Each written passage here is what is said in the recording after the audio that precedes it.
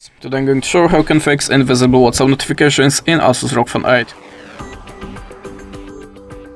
If you don't see your WhatsApp alerts at the start, always check your TND mode. So open the top menu, expand the icons, and now just look for the display mode icon. Now make sure that you have this feature turned off, like here.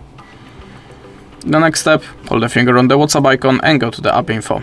Let's start from the notifications, check that you have activated this button, and go to the additional settings. After that, check that you have activated high priority notifications here and here.